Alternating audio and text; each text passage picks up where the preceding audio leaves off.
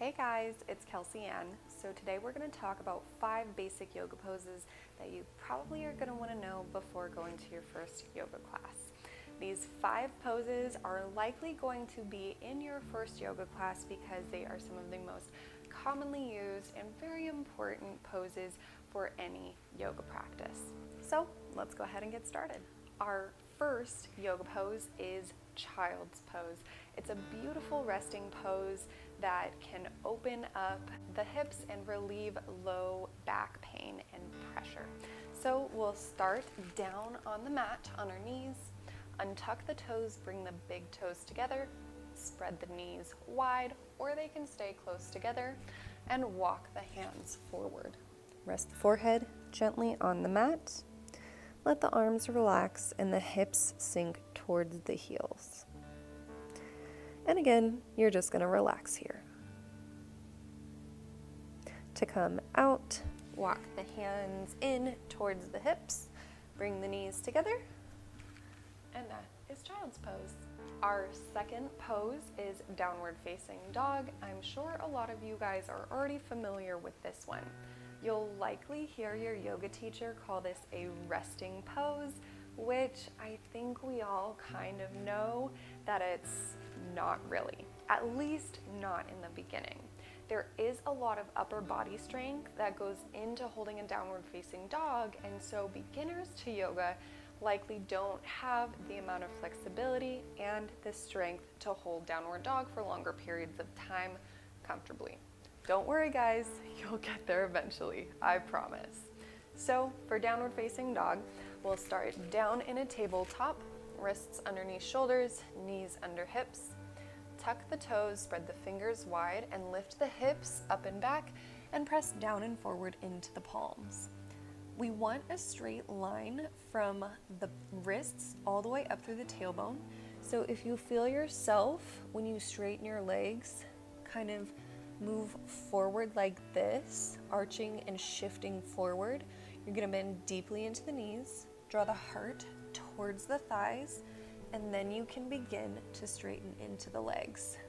Only until you feel yourself go forward, and then find that straight back again. Once you're here, relax the heels to the mat. And that is downward facing dog. The third pose we're talking about today is forward fold. This is a great resting pose that also stretches every muscle in the back of the legs from the heels all the way up to the hips. So we'll start standing. We want our feet about hips distance apart, outside of the feet parallel to one another. You will keep a micro bend in the knees and then just fold forward over the thighs. You want the whole upper body to just relax and let the head hang heavy between the arms. If your hands do reach the mat, make sure those palms are face up. Or a lot of times you'll have the option to grab the opposite elbow with the opposite hand. We want to make sure that 60% of the weight is in the balls of the feet and 40% is in the heels. That slight shift in weight really activates the stretch for the back of the legs. To come out, you can either slowly roll up to standing, or you can reverse swan dive up by keeping the back straight and then reaching at the very top.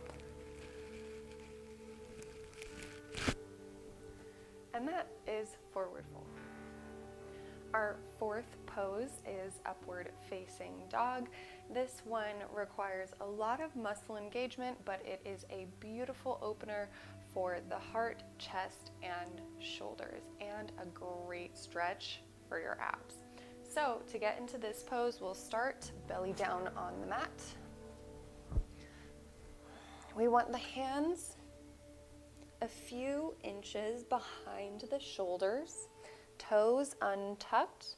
You'll peel the chest up and then press into the tops of the feet and the hands to raise yourself up to upward facing dog. We want the legs, thighs, and glutes all activated to protect the low back as we lift the chest up and forward. And the gaze can shift up as well.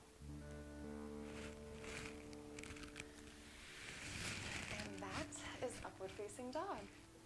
Our final pose is mountain pose, and to a lot of people it can just look like you're standing upright on the mat, but when done in the right way, it can help improve posture and is a very energizing and peaceful pose. So again, we'll start standing, and we want our feet hips distance apart, outside of the feet parallel. Once again, you want to start by grounding through all four corners of the feet, then by engaging the legs, lifting the kneecaps, squeezing the glutes, and in squeezing the glutes, we're tucking the tailbone and engaging the core so that we get a nice flat back. Hands open towards the top of the mat. Relax the shoulders away from the ears. Lift the heart, lift the crown of the head. Close the eyes and then focus on the breath. And that, my friends, is mountain pose. Thank you so much for taking the time to watch this video. I hope you found it helpful. And remember, these 5 poses you're going to be seeing throughout your entire yoga practice.